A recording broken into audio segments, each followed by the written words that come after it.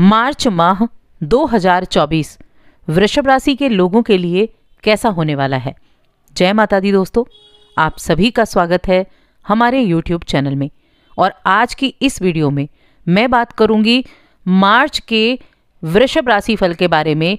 इस महीने में कौन कौन से ग्रहों का राशि परिवर्तन होगा, किन किन क्षेत्रों पर आपका उनकर प्रभाव होगा और कैसे रिजल्ट आपको देखने को मिलेंगे। ये महीना आपके कार्यक्षेत्र के लिए कैसा होगा, करियर के लिए, व्यापार के लिए, दुकानदारी के लिए, आपकी आर्थिक स्थिति कैसी रहेगी, प्रेम जीवन, वैवाहिक जीवन, पारिवारिक जीवन और स्वास्थ्य, शिक्षा, यानी हर एक चीज़ के बारे में विस्तार से यहाँ बात करेंगे। और वीडियो के अंत में कुछ बहुत ही इंपॉर्टेंट उपाय, बहुत महत्वपूर्ण उपायों के बारे में। तो बस छोटा सा रिक्वेस्ट है, अगर आप चैनल पर पहली बार आए हैं तो सब्सक्राइब करके जुड़ जाएं चैनल के साथ। यहाँ आपको अपनी राशि से जुड़ी हर एक जानकारी समय पर मिलेगी। तो सबसे पहले देखिए, ग्रहों की अगर मैं बात करूं तो 6 ग्रहों का राशि परिवर्तन होगा। असल में 5 ग्रहों का होगा, एक ग्रह का दूसरी बार राशि परिवर्तन होगा। ये परिवर्तन शुरू होगा 7 मार्च से। बुध जो है वो मीन राशि में गोचर करेंगे, राहु के साथ युति करेंगे। और 7 मार्च को ही शुक्र कुंभ राशि में गोचर करेंगे, जहां शनि और सूर्य मौजूद हैं। 14 मार्च को सूर्य का राशि परिवर्तन मीन राशि में होगा, जहां बुध और राहु मौजूद होंगे।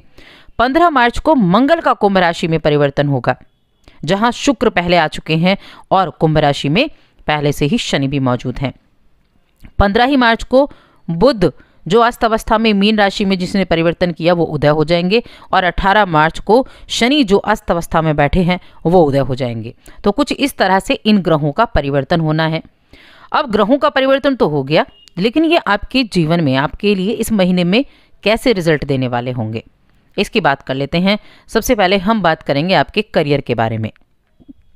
तो करियर के दृष्टिकोण से अगर इस महीने को देखें तो देखिए, आपके करियर का भाव कौन सा है। हमारी कुंडली में 10वां भाव होता है करियर का, और आपके 10वें भाव में कौन कौन से ग्रह हैं, जो है कुंभ राशि। वहां कौन कौन से ग्रह मौजूद हैं, सूर्य मौजूद हैं, शनि मौजूद हैं और बुध मौजूद हैं। अब ये ऐसे ग्रहों की एक साथ युति है। बुध का तो देखिए, वैसे तो बुधादित्य योग बना हुआ है सूर्य और बुध का, और शनि अस्त अवस्था में बैठे हैं, लेकिन फिर भी यहाँ जो सूर्य और शनि की युति है ना, ये आपको कार्य क्षेत्र में थोड़ी चुनौतियां दे सकती है। चुनौतियों का सामना आपको करना पड़ सकता है। कई बार ऐसी स्थिति बन जाती है कि आपको लगे जैसे आपके जो आपका आत्मसम्मान है उसको ठेस पहुंची है। तो ऐसी स्थिति में क्या करना है, ऐसी स्थिति में आपको बस थोड़ा धैर्य बनाकर रखना है। जब आपको अपने काम से असंतुष्टि हो, असंतुष्ट आप लगने लगो, तब थोड़ा सा धैर्य रखें, संयम से काम लेना है आपको। जैसे ही 14 मार्च को सूर्य का राशि परिवर्तन होगा, किसमें, आपके 11वें भाव में, एकादश भाव में, तब आपकी जो कार्य क्षेत्र की स्थितियां हैं वो नियंत्रण में आनी शुरू हो जाएंगी, जहां राहु भी मौजूद हैं, जहां बुध भी चले जाएंगे। तो जैसे ही 10वें भाव से 11वें भाव में ये राशि परिवर्तन होंगे, आपकी जो कार्यक्षेत्र की स्थिति है, आपका जो करियर है, वहाँ चीज़ें ठीक होनी शुरू हो जाएंगी। और आप अपने जो आपके वरिष्ठ अधिकारी हैं उनके साथ अच्छा सामंजस्य बनाना शुरू कर देंगे। वरना अगर आपने सामंजस्य नहीं बनाया तो भी परेशानी हो सकती है। लेकिन व्यापारियों के लिए दूसरा है कि व्यापारियों के लिए इस महीने की शुरुआत ही बहुत अच्छी होगी। अच्छा अनुकूल रिजल्ट आपको देखने को मिलेगा। आपको व्यापार के सिलसिले में कुछ यात्राएं भी करने को मिल सकती हैं इस दौरान, काफ़ी लाभदायक साबित होगा व्यापारियों के लिए। नई मजबूती आपको देखने को मिलेगी और आप अपने काम को लेकर बहुत ज़्यादा प्रयास करते हुए भी नजर आएंगे। तो व्यापारियों के लिए बहुत अच्छी है कि अच्छी सफलता देखने को मिलेगी, आगे बढ़ने के मौके मिलेंगे। लेकिन शुरुआत में आपको थोड़ा सा ध्यान रखकर चलना होगा, जब तक सूर्य का गोचर नहीं हो जाता है आपके 11वें भाव में, तब तक थोड़ा सा ध्यान रखना है कि रुकावटें आपको देखने को मिल सकती हैं। अब बात करते हैं आपके आर्थिक स्थिति के बारे में, यानी आपकी वित्तीय स्थिति। अब आर्थिक स्थिति क्या है, 2nd हाउस है और आपका 11th हाउस है। तो गुरु बृहस्पति कहाँ हैं, गुरु बृहस्पति हैं आपके 12वें भाव में, जिससे खर्चे होंगे, लेकिन अच्छे खर्चे होंगे। 12वां भाव कौन सा है, खर्चे का भाव है। खर्चे करोगे लेकिन अच्छी चीज़ों पर, जैसे घर के शुभ कामों पर, मांगलिक कामों पर, धर्म संबंधी कामों पर। ये एक बहुत अच्छी स्थिति होगी, क्योंकि आपके घर में इस तरह के योग बनेंगे। और अचानक से कुछ खर्चे ऐसे भी हो सकते हैं जो आपको करने ही करने पड़ेंगे। और जब एकादश भाव में राहु उपस्थित हैं तो आमदनी में भी कमी महसूस नहीं होगी। एकादश भाव के राहु आपको लाभ की प्राप्ति जरूर कराएंगे, इच्छा पूर्ति जरूर कराएंगे, क्योंकि एकादश भाव इच्छाओं का भाव है। तो राहु क्या है, इच्छाओं को जन्म भी देते हैं राहु। तो राहु आपको इच्छाओं की प्राप्ति कराएंगे ही कराएंगे, जिसके लिए आप काम भी करेंगे, खर्चा भी करेंगे।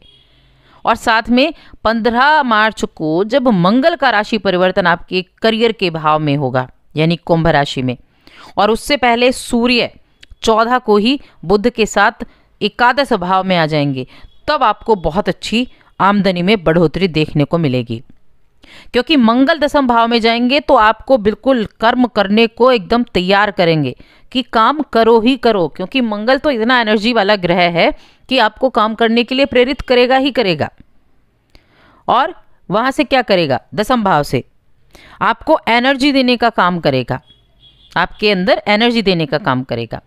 और साथ में ये बुध और एकादश भाव में आ जाएंगे बुध और सूर्य, तो इनकम में बढ़ोतरी होगी। तब तो कह सकते हैं कि मध्य माह के बाद का समय इनकम में बढ़ोतरी के लिए अच्छा है। ज़्यादा आप माध्यमों से धन प्राप्ति कर सकते हैं, यानी जहाँ जहाँ भी हाथ पैर फेंक रहे हैं ना, वहाँ सभी से आपको धन मिल जाएगा, चाहे छोटे अमाउंट में मिले, जिससे आपकी आर्थिक स्थिति सही रहेगी। अगर आप शेयर मार्केट जैसी चीज़ों से जुड़े हुए हैं तब आपको कब से अच्छा रहेगा, 7 मार्च के बाद से स्थितियाँ अच्छी होंगी। 7 मार्च को जब राशि परिवर्तन होगा तब से आपके लिए स्थितियाँ रहेंगी। कौन सा, बुध का राशि परिवर्तन है, शुक्र का राशि परिवर्तन है, खासतौर से बुध की बात कर रहे हैं। बुध का जब राशि परिवर्तन होगा तब आपके लिए स्थितियाँ और अच्छी बनेंगी। चलिए अब रिश्तों की बात कर लेते हैं। तो रिश्तों में देखिए, प्रेम का कौन सा भाव है, प्रेम का है 5वां में बैठे हैं केतु महाराज, जो गलतफहमी पैदा करेंगे ही करेंगे। तो प्रेम संबंधों में कुछ बातों को लेकर तकरार हो सकती है, जहां दोनों ही अपने आप को ऊपर रखेंगे। ऐसे पर क्या होगा, कम विश्वास होगा एक दूसरे पर, तनाव हो जाएगा रिश्तों में, तो थोड़ा ध्यान रखें। और इसके अलावा 15 मार्च का जो समय होगा वहाँ मंगल दशम भाव में आएंगे, करियर के भाव में, और वहाँ से अपनी पंचम भाव पर दृष्टि डालेंगे। कौन सी, 8वीं। अब इनकी 8वीं दृष्टि क्या करती है, ये आपके प्रेम संबंधों में तनाव की स्थिति बना सकती है, लड़ाई झगड़ा बना सकता है। तो सावधान रहना है आपको, जो भी प्रेम जीवन से जुड़ा है उन सभी को सावधान रहने का आवश्यकता है।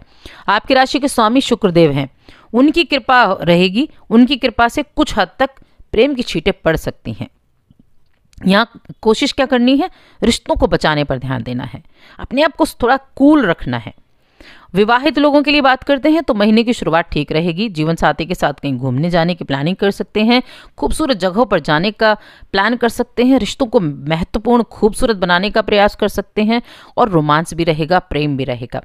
जब 15 मार्च को मंगल करियर के भाव में दशम भाव में आएंगे, शनि के साथ विराजमान होंगे, तब थोड़े से तनाव हो सकते हैं।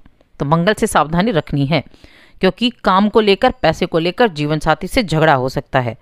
तो मंगल से तो आपको बचना होगा, मंगल के उपाय भी करने होंगे। इसलिए आपको क्या करना है, इसे दूर करने के लिए अपने काम पर ज़्यादा ध्यान देना है, ताकि कुछ समय के लिए वाद विवाद से दूर रहें, और पलटकर जवाब देने से भी बचना है, ये दोनों के लिए है। तो थोड़ा सा मंगल से आपको सावधानी रखनी है। पारिवारिक जीवन की बात करें तो पारिवारिक जीवन में यहाँ जो पैतृक व्यवसाय करते हैं, पारिवारिक व्यवसाय करते हैं, उनके लिए अच्छा लाभ मिलेगा, परिवार का सहयोग भी मिलेगा। लेकिन सूर्य, शनि और बुध जब आपके दशम में विराजमान होंगे तो चौथे पर दृष्टि डालेंगे। चौथा आपके परिवार का भाव है, उनकी दृष्टि से क्या होगा, आपको अपने जो परिवार में संघर्ष है ना, वो बढ़ जाएगा। पिता का स्वास्थ्य प्रभावित होगा, तो उनके स्वास्थ्य का ध्यान रखें। और जब 15 को मंगल भी कुंभ राशि में शनि के साथ दशम भाव में होंगे, झगड़े की स्थिति भी बन सकती है। तो मंगल काम बिगाड़ने का काम कर रहे हैं इस पूरे महीने में, तो मंगल से सावधानी रखनी है, शांति दिखानी होगी, वाद विवाद को बढ़ने से बचना होगा, तभी आप चुनौतियों से बच सकते हैं और घर के माहौल को अच्छा कर सकते हैं। तो ये है इस महीने का राशिफल। स्वास्थ्य की ओर देख लेते हैं, आपका स्वास्थ्य कैसा रहेगा। स्वास्थ्य क्या, 6ठा भाव है, और द्वादश भाव 12वां भाव में देखिए देवगुरु बृहस्पति आपके 12वें में है, केतु 5वें में है, और शनि की जो दृष्टि है पूरे महीने वो 12वें भाव पर पड़ रही है। तो स्वास्थ्य में अगर लापरवाही बरतेंगे तो सावधानी परेशानी आपको देखने पड़ सकती है। और साथ में मंगल की भी दृष्टि 12वें पर पड़ेगी, और 12वां पर पड़ेगी तो कुछ ना कुछ ऐसी चीज़ें हो सकती हैं जहां आपको सावधानी नहीं रखी तो थोड़ा आपको यहाँ सावधानी बनाकर रखनी है, बस इतनी सी बात है। और उपाय की बात कर लेते हैं हम, क्या उपाय आपको करना चाहिए। तो पहली चीज़ तो शनिवार के दिन कोई भी आपको ऐसा व्यक्ति मिलता है, दिव्यांग व्यक्ति बोलते हैं जिनको, ऐसे लोगों को भोजन जरूर कराएं। एक कार्य तो ये करें।